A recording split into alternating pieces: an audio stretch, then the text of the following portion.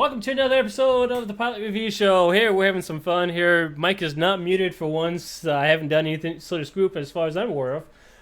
Anyway, so I'm Scott Ross. I'm the main host here on Pilot Review, also the owner. Timber's having some internet difficulty issues, so he'll join us if he's able to, maybe. We'll cross our fingers on that. We do got a couple guests on here. We got Chris joining us from the Bug Hunters. Happening.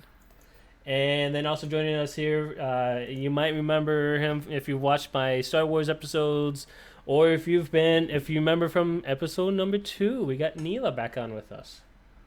What up, all? So we got some news here before we get in. We got Neela in here for a special interview that we're going to do, kind of a revisit of, since he was on at our second episode, our first episode of interviewing someone else in the series, so hopefully we'll have some fun with that and enjoy. But there's a lot of information coming out from Star Trek Online, a lot of interesting changes going on. Part of the first one that I would have to say is we got Agents of Yesterday expansion, one particular mission series, the Taurean affair, that's on Tribble currently. What's going on there, Chris? What do you know about that? Well, I know that so far from what everybody's saying, that obviously set in the TOS timeline, so far we believe a fourth faction is what they're going to treat it like. Also been a few rumors of a Tier 6 Constitution for people that have been wanting one of those. So you might be able to get it, but you're only going to have it for that one expansion, but I think people are going to be happy with that. Quite a few voice actors returning as well, so should be good. It's going to be interesting, and one of the biggest things I want to point out here is that it is on Tribble. Those who are playing Tribble, be aware that there might be some people that don't want spoilers. I'm not going to ruin anything. I will say this much. There is issues. It is on Tribble for a reason. It's there so we can help them catch any bugs that might be going on. Because, honestly, the Tribble environment is very close to exactly what they have in Holodeck. And unfortunately, right now, there is a big influencing bug that's a game stopper. It ends your game. You can't go beyond it in the Tribble set of missions. And it's something that they're aware of. And I think from what I understand, talking to Timber, he said that they actually have plans to get that fixed because it is such a showstopper that many people cannot get beyond. I mean, what's happening is you're getting to a couple points in the mission, and just like in the regular set of expansion missions, you start off with a little hand pistol, and then you're growing into this rifle that you grab later on. Well, the rifle, you pick it up, and you're supposed to hand it out, and if you let them talk through it, and then you're supposed to equip the rifle. Whether it expects you to do it through the tutorial system, or you just do it naturally like you're used to doing, doesn't matter. Either way, it has, for me, and I've done this about 4 or 5 times now, it has busted every single time. I can't get beyond that point where it gives me the next mission after equipping the rifle. So this is one of those kind of things. This is one of those things, like I said, I'm revealing so little on this because of one factor. I don't want to spoil it. And what I have released is very much the same as what you'll see in the regular tutorial. You start off with a pistol, and you go to a rifle. Simple as that. We'll leave it very simple like that. But there's some other bugs that there are scenes. There's a lot of the clothing that's clipping in one way or the other, or artifacting, however you want to call it. Essentially, like one thing I saw, for example, the captain on the first ship that you're on, he's on a platform, typical TOS, TOS style ship bridge, and his feet are inside that little platform. Something that you can fix. Feet are clipping through the ground. Yeah. And then you also see some of the pants clipping through the shirt on your captain that you're playing if you use a certain outfit down there. So the few of the things that's inconsistencies with the story. Person gets. I won't go into that. Anyways, But this is one of the reasons why it shows up on Tribble, so that people like me who play it to try and learn it, to give you some information on what to expect, can find bugs. So people like Chris, who's a bug hunter, his job is to do this, can go out there and see if there's any bugs that he finds as a result of it. And there are bugs. It's going to happen. Don't think that it won't happen. It will happen. But just don't lose faith. It's going to happen. Some of the bugs will get fixed. Excuse me. Some of the bugs will get fixed before they come to Holodeck. Some of them, they might not be getting fixed, or they might come back. That does happen. When a bug you think fixed comes back. Part of coding. That's life and the coder's aspect of things. The big thing, too, to keep in mind with bug fixing and everything is it can get annoying, yes, when something does make it onto live that's bugged. But, like I say, they're only going to catch so much. They're not going to catch 100% of everything. Yep. But the big thing to remember, too, is sometimes there's going to be that one little thing that goes wonky that you're not going to know about until you actually hit the live servers. Just because there's more people and so on. Yeah, more people. There's more. It's getting hit more often, and no matter how much we try, something is bound to be different there with the coding. It might be that we might have copied it here, but sorry, I got coughing going on right now. I don't know why, but when we copy code from one server to the next, sometimes that code gets a reference of some sort that goes on, and that reference could be for the server itself that it's laying on. And if we copy and paste, sometimes that reference carries over and doesn't get changed. You have to be aware of that. You can't blame the coders for being perfect every single time. Coders are humans. They may be superhuman in this coding aspect of things, but they're human still, nonetheless. Okay. Neela's playing Star Wars. The other thing that they're bringing in, we're seeing the conflict on Sisters, the Shadow Sisters. This is... excuse me. This is where, if you go back to Captain James T. Kirk and the Gorn captain that he fought on the planet, this is that same planet. We'll probably see some of the same iconic sceneries that Captain Kirk saw at that time as well. Maybe even go through the same process to build up the same things that he did. I don't know. I haven't seen it. Well, it's one of those things we'll have to see what's going on there. Anything that... I should also mention, Tribble has been locked down. For those who are wondering, Tribble's been locked down to just the gold and life people. There's a reason for this. They don't want to open up for the free-to-play because they want to keep it so much of a secret, and there's not as many perks that you get for being a subscriber or a lifetime player. So they got to give some sort of bone to those people, you know. It's one of the few perks that we do get as a lifetime or... Itty bitty perk. Yeah. We get the preview of the stuff, but it does go to everyone when it goes live. Don't think it doesn't. It will hit everyone the same. So that is one of those things to be aware of. Here's something that's very exciting, and this is something that some of us that was thinking that it was never going to happen.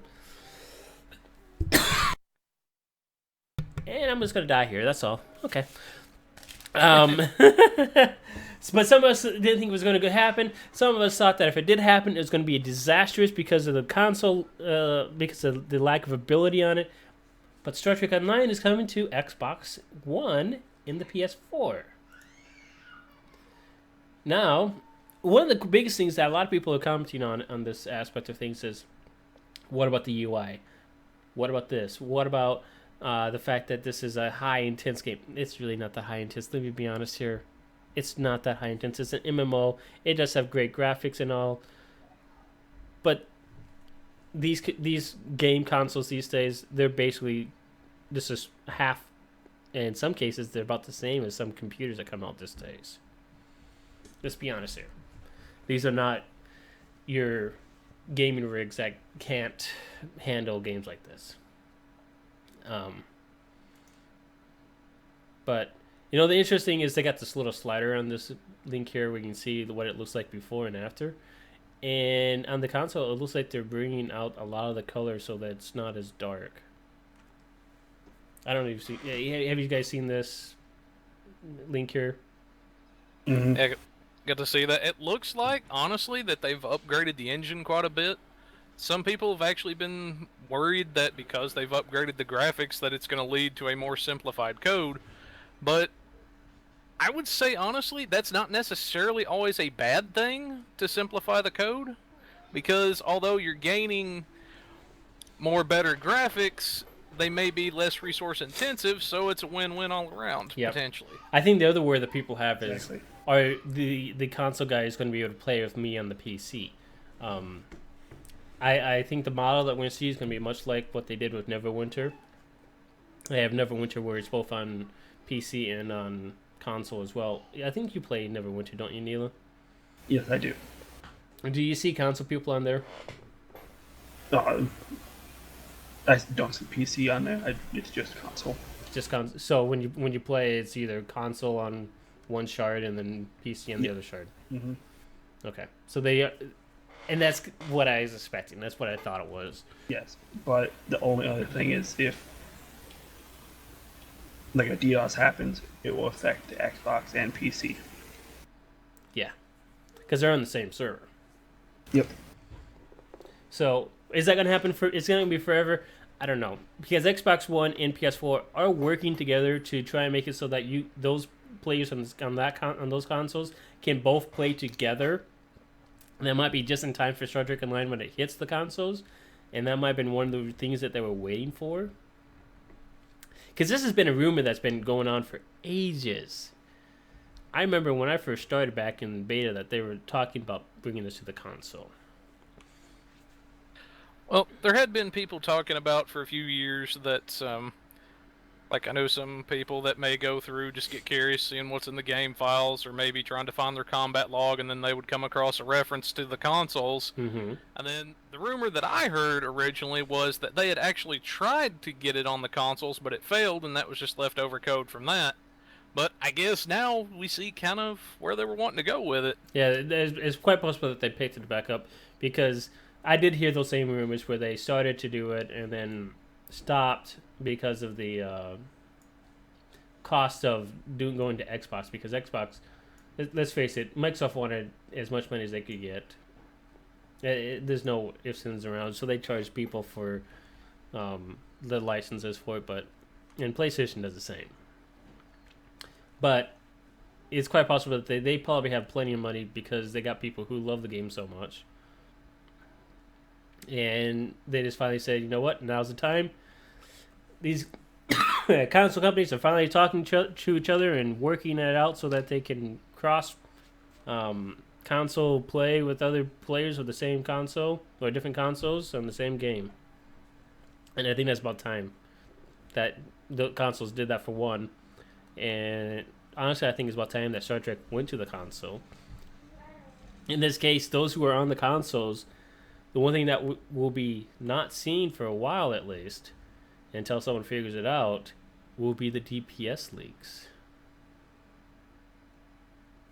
It's going to be kind of interesting to see how that plays out, because especially with PlayStation's policy of, no third-party applications, that type of thing. Yep. So, some people might like it, some people may not. I think overall it's probably going to be good.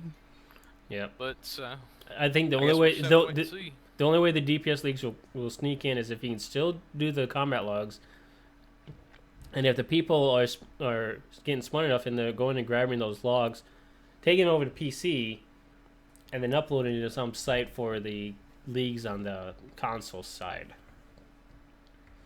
That'd be the only way that's going to happen.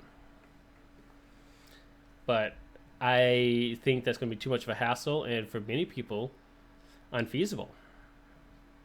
Mm-hmm.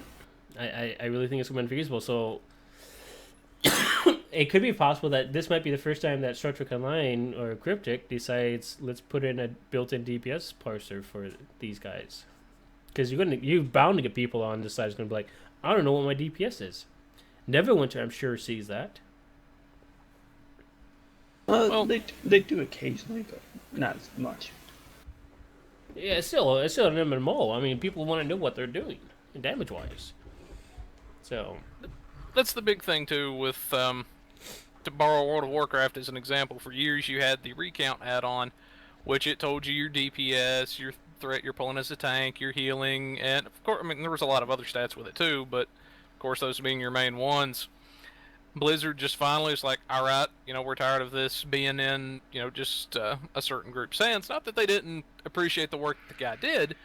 It's just that they figured, you know what, there's no sense in just having to rely on players, and if this guy gets tired of it, well, there you go. So they just went ahead, made it a base part of the game, gave their own thing. They controlled it, and overall it was a lot better. The add-on itself was a lot more stable, less crashing, more reliable reads, and yeah, just a lot better overall. yeah, and I think that I'm hoping that eventually happens. Where honestly, I think it'd be great to bring the DPS community back together in one fold, game wide, where everyone's already getting matched up against people. That way, they can start matching up like the low ends all together. So instead of having like one person who's like doing 500 damage, 500 DPS is getting matched up with someone who's been doing 200 plus DPS, 200,000 plus DPS. Start putting people together, and then start making them see, oh, maybe I should be do something different for my build. Because right now, I know when I go out on different things and I just queue up randomly, and the people see what I do, to see things just exploding and dying quickly, they're often I'm getting people that's just like ripping into me because I'm not supposed to be doing that. I'm exploiting in some way. Until I explain the mechanics to them. But I think. But anyways, that's one of my rants. Let's get back on track here. So this is gonna be nice. This is gonna be interesting here to see all the things that goes on, and honestly, the way the graphics are looking, they're looking like I would say the console is getting a heavy perk on how these things are looking by comparison. Yeah, basically it'll be a win-win for both PC and console, because if, say, they do something for console, like graphic-wise, I could very easily roll over. Bring it to PC. Yeah, it's very easy to roll it over. I mean, they just figure out how they did it on console and say, you know what, we can do this on PC as well. This is easy. So, anyways, moving on to there. This is one of those interesting things to be developing to see what happens and how it works out. To my knowledge, they have not released when this is going to happen yet. They just say that they're going to be doing it. And so we'll see when it happens when they announce it. And we'll not go over it again. But here's another one of those PC console before and after series here. I mean, it's just amazing how some of these things are changing. It's finally looking like it's starting to look like an actual MMO that's got good graphics again. I know. Moving on here. Actors that are coming back to Star Trek Online. There was, 4 actors that they announced that they're bringing back into the game here. We start off with Chekov, a.k.a. Walter Koenig. One of the originals that they're bringing into the episode here. I think this is kind of fun that they're doing this, and even bringing in his future self. So, I think this is one of those things that is, it's kind of funny because they talk about how, like right here, they said Chekov's youthful appearance and full hair were challenging because finding a resting face was difficult. I can see that. He never really stood still too long. And then every time you did find him, he was always looking off to one side or another. But besides just Chekov, we also got Scotty coming back. Unfortunately, we all know that the original actor isn't coming back, but we do have James Doohan, which is his son, coming back to portray him. And it's a pretty good voice comparison by overall. Although I had to say this, when I look at the future the older version of Scotty that they're bringing in doesn't look as quite the same as body wise and face wise as the original Scotty. Did you guys notice that? I'm gonna say I'm definitely excited. Scotty was one of my favorite characters from the original series. Yeah, I think they did good. They did good on the old one, and then on the younger version of him, but the older version. I noticed that too a little bit. I do have to say though, I think this is going to be a good way to both get Scotty in the game and for James to be able to, pay an honor to his dad as well by keeping the character alive. Yeah, I mean, this is a very beloved character that everyone loved so much, and it's so much fun to see this happening. I mean, we've already seen Scotty show up a few times in the game, or references at least to him. And this would be fun to at least have the actual voicing going on of him. The next one that they brought back is Captain Daniels. I don't know much about him. I will be honest. I've never seen the Temporal War references, but well, you should then. I'm a slacker in that. I will be honest. I got too many things real life that I've been doing that I couldn't watch everything. But so, and then of course, bringing back Leeta, which really, let's be honest, she was already brought back to begin with.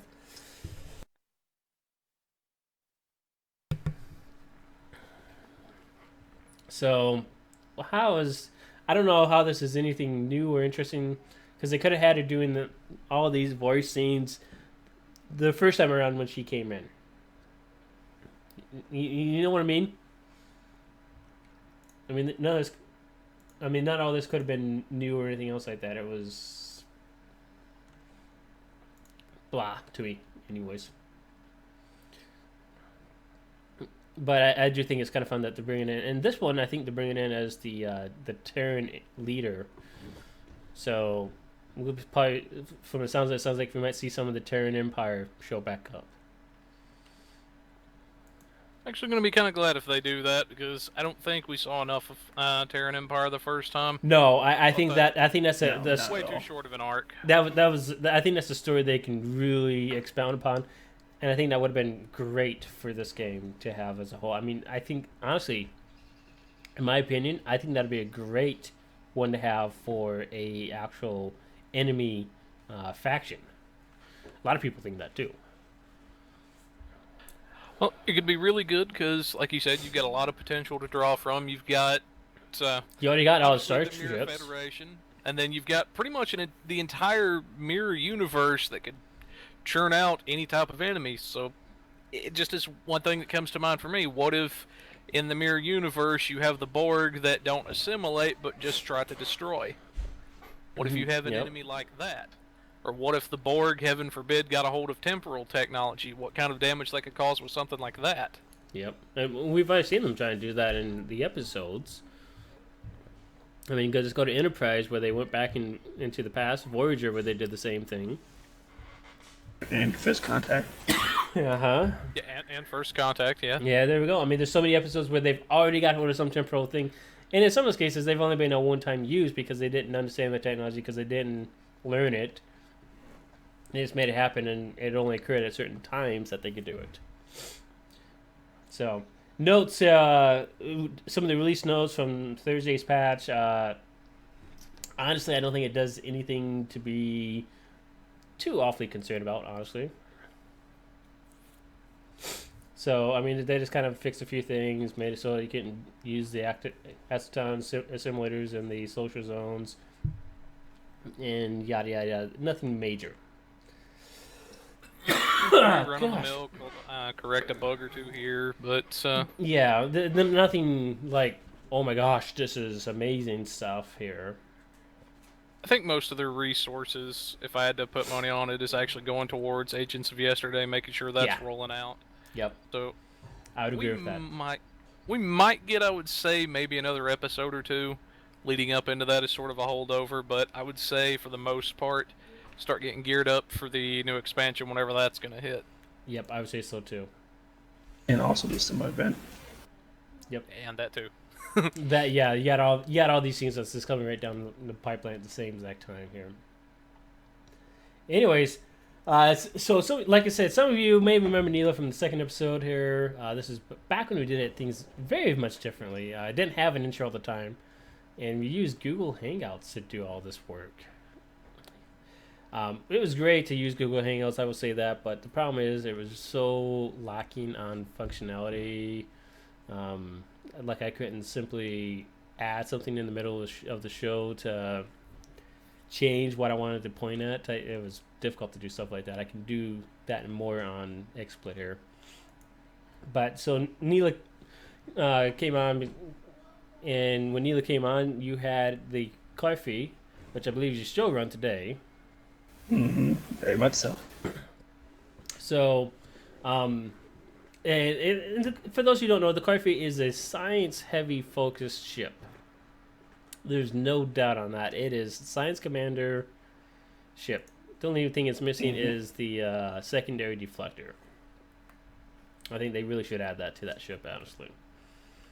No, I've been bugging them for it.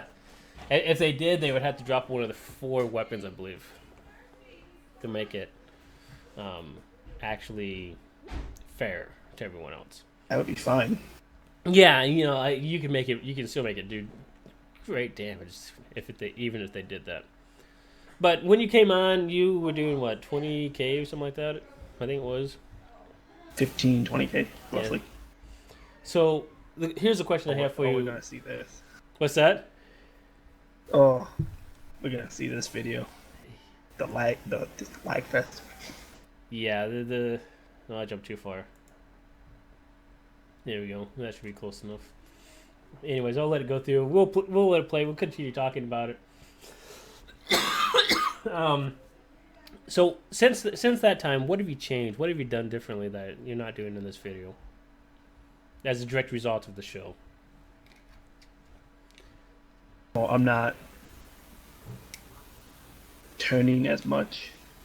I'm coming to a complete stop more and using full reverse and then just spin around when I'm done. Always targeting something. No. And how and that's helped you how? That's helped me, just survive because I'm able to keep stuff from hitting torpedoes on me or just in general hit me. Okay. And I've been able to use my healing a lot better. Now, it should also be pointed out that you're a science captain. You're not the tactical mantra that a lot of people use these days. Nope. So that's one thing I want to... I like to debuff people. Yeah. And you can see a lot of the lag going on right now. Oh my gosh. Oh, the pain. The pain. I don't know if it added lag. You see the bug with the Clarfie going on here right now, too, with the invisible ship. Oh, yeah. Yeah. I mean, this it probably added the lag also from yeah. And it should point out this is a while ago where there was a lot of lag in the game, and such like that. There was so much lag that some people literally quit the game because of it. It's improved. Still a lot of lag that you can find in the game, but it has definitely improved since this time. Oh, very much so. I'm sure if we had you do a run today, you would very much be able to see and respond and do things. Mm-hmm. I think one of my recent runs, I finally hit 30k. Okay. So you've at least doubled your DPS, which is in a science is very good, especially this ship that's not very tactical heavy. It does have the lieutenant commando that you use for tact. Yeah. Actually, I think that's my 2 tac and 2 science, and that's pretty much good because I'm always debuffing people. Yeah. And this is one of the things that should be pointed out. I mean, you can do a lot of damage to the science. You can do a lot of damage, a lot of debuffing that goes on, and the debuffing allows those who are tactical focused to be able to do damage. I mean, that's the biggest reason why I like having people like that, because I can it literally allows like me to open up. It allows people like even Chris here to open up and just explode on things. So, you're still working on your pilot, and you're still working on everything that goes on. What are you hoping to still get to? I'm hoping maybe another 5K at least. About 35K. I'd be happy with that. Yeah, which in the ship is very difficult. I will say this, even as a tactical, it's very difficult to get this, but because it not exactly the quickest turning ship. It does turn very quick for what it is, but with it's the couples with like anchored and not anchored, but I'm trying to blank on the name. With a couple skills and the deuterium surplus, I can turn on a dime. So yeah. turning is not an issue anymore. Yep. So if you had some advice for someone that wanted to play the Carfe, what would that be? First thing is, don't expect miracles right away. It'll take time to master how to turn and rely on your pets. Yeah, I know most carry people will say don't rely on your pets because they die. If you had the advanced Vajah or the fleet advanced Vajah or elite, but rely on those to help take some of the damage away. And if you are on a science, use the debuffs as much as you can and at the best times, and then you'll see numbers go up. Yeah. I think the closest Federation side of this ship would actually be like the Jupiter. The Jupiter is very close to this in setup. Both on think about it. Turn and everything. The only thing it's missing is just the fourth weapon on front. Yeah, but at least it's not invisible. Yeah, and it's not invisible part of the time, which doesn't really affect anything besides just being invisible.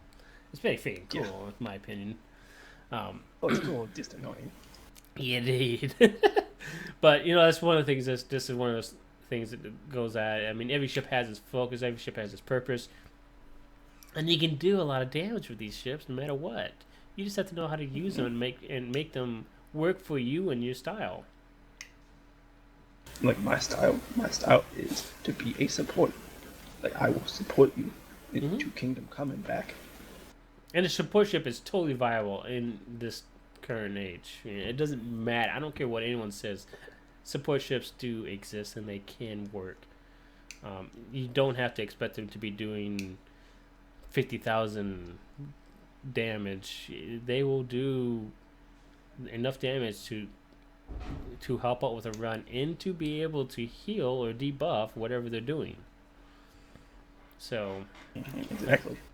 that's the thing you got to remember. I mean, not everyone has to be doing 300k DPS. That's not going to be very viable in this game. Unless you want to throw off your EP.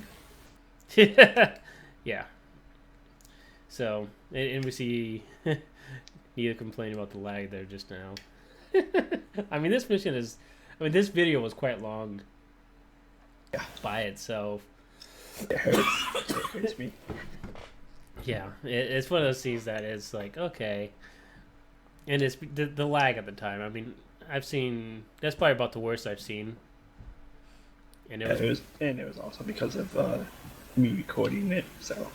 Yeah, so some of it might have been self-inflicted. Yeah. So that's some things that some people don't always realize either. Is some of the lag is self-inflicted by what we do in the game. But at the time, I was on a laptop, so. Yep. And the other thing, I mean, we've always pointed the things out, but the technique that we use now compared to then too.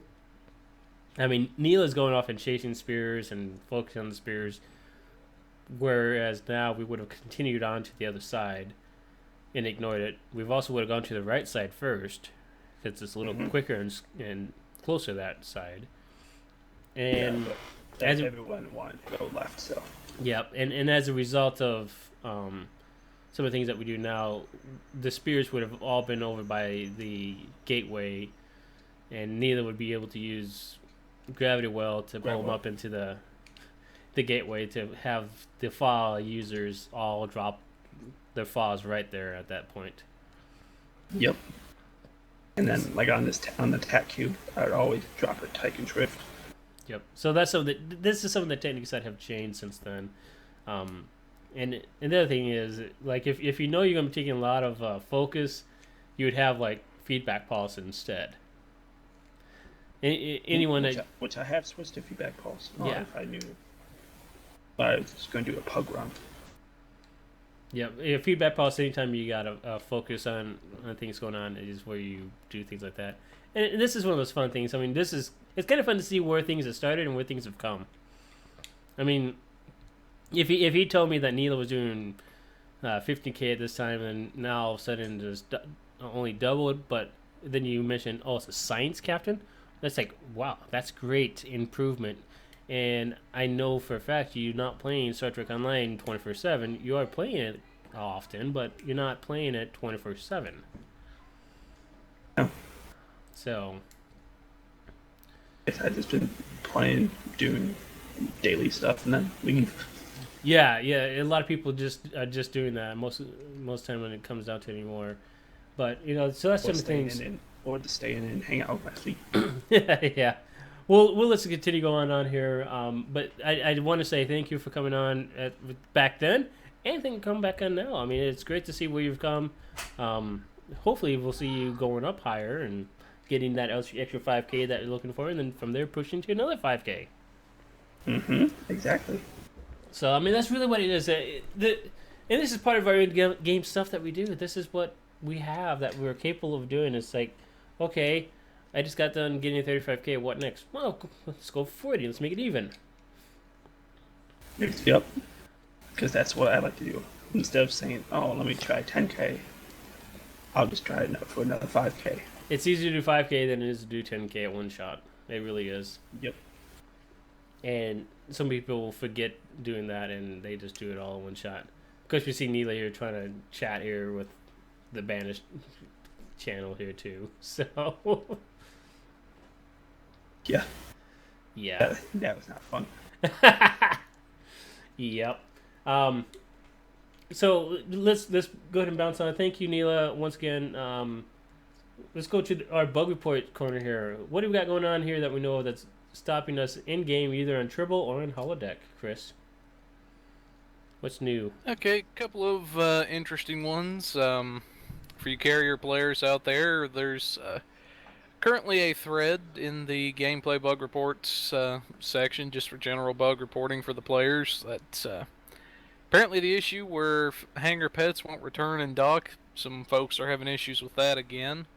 Then So they're getting focused on something and attacking it instead? The way the original bug worked is if you launched fighters, then they would do whatever it is they were trying to do. If they killed the target and whatnot, then you'd try to put them in recall mode, such as say you're going to fight an enemy that has an AoE that could kill them, you want to save them for a boss fight, then they wouldn't obey the command and they would just stay out there in recall mode the entire time. Yeah, or like occasionally for me they'll come back to me, but they'll never go in mission. Exactly. Then kind of a minor one that some folks are reporting, but in the Dyson or the Undine battle zone, the Romulan singularity that moves across the track, it's actually physically moving across the track, but visually it appears that it's not. So if you see that going on, just keep that in mind as a possibility.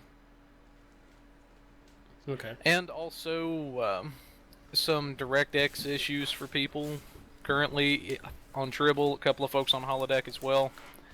If you get that, one quick workaround that I can recommend is that actually you set from DirectX 11 back to DirectX 9 EX or just standard DirectX 9. For most people, it probably won't be an issue, but if it is an issue for whatever reason, for some people, DirectX 11 just does not play well with STO. I don't know if it's something coded, what it is. They just don't. They just hate each other pretty much. Yeah. Now, here's a question I have to ask, and this might be something that you might not be aware of, but with the game going to console, that is going to probably put some of you guys as bug hunters in a different sort of bind, I would imagine. Well, it depends on how they do it. If they do it with, having the PCs and the consoles together like they're saying, then I don't see it being as big of a deal. For somebody like me, I have an Xbox One already, so I could switch over there and do stuff if I needed to do that. But Not everyone I don't. does. Not all of the bug hunters does. Not everybody does. And not So everyone will want to, I don't think, either. I think it would be an interesting experience to try to do stuff like that on the console. Yeah, I mean, the other thing is you're playing mostly on the PC when you do play, and I imagine you'll probably stick that way with even after they went to the console. For me personally, yes, I think I would.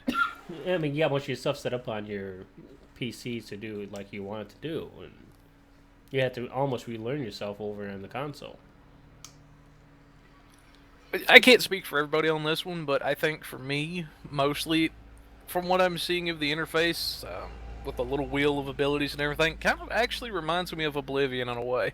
If you remember that old interface that they had. With the wheel, you could put like your spells on one part, your bow, your sword, yep. whatever you're using. Kind of like a Trekkie version of that, so to speak. Yeah, they had shown that. I was going to try and see if I can find it. It was on Twitter, I think they put it.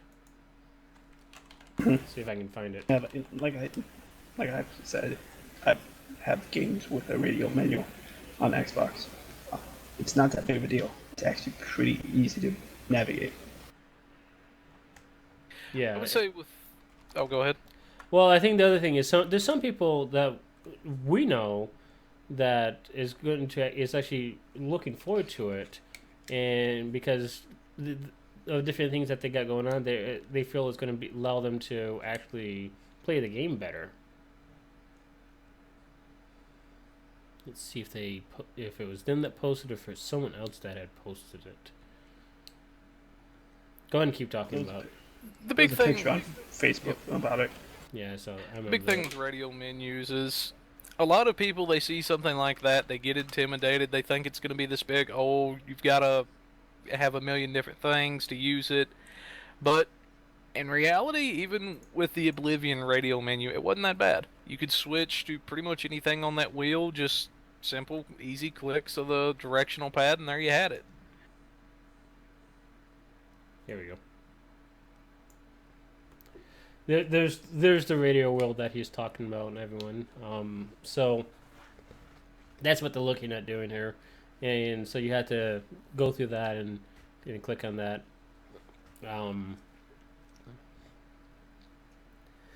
There's so many people that's got this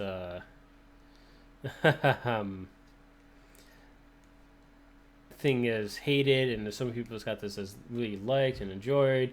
I think we're not going to know how it's going to run until it comes out. But if they do it like they did Neverwinter, cross-platform from PC to console, we may not see. So, if they do anything like that. But I think it's going to be interesting to see how it turns out, how it rolls out. And hopefully, this... October we'll find out. I'm kind of expecting around the Star Trek Vegas bit that they're going to announce the actual release date. That's kind of my expectation. I think they're going to work on it until the absolute end, and that's when they're going to actually bring something up. It'll help just bring more, broaden their player base. Yeah, I mean, if you think about it this way here, this is one of the reasons why I think they're going to release the information on when the release date is. And I think they're going to release this at Star Trek Las Vegas because of one factor. They need something to announce. Simple as that. If they announce when they're releasing Agents of Yesterday, the actual when, what do they have then to announce? Maybe some other aspect of the game being cross-platform between PC and consoles.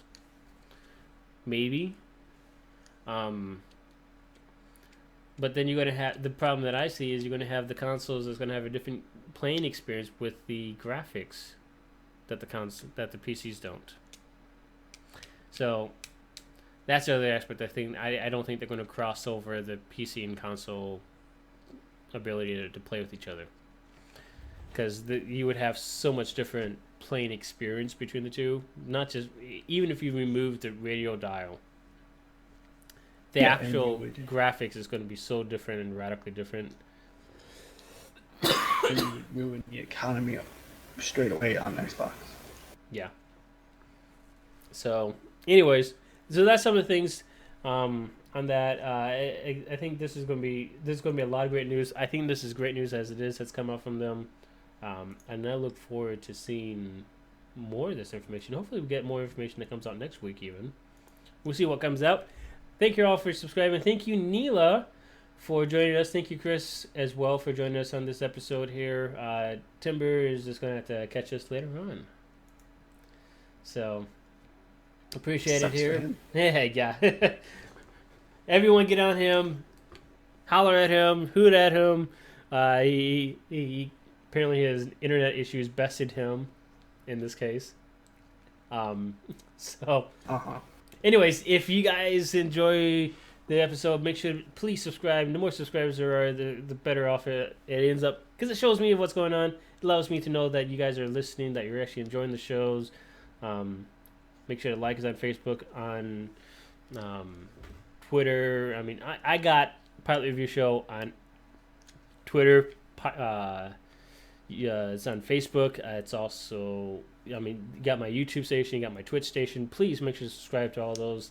You'll see all the latest news, and you'll see the episodes. I mean, you also visit our website, prs.geminips.tv.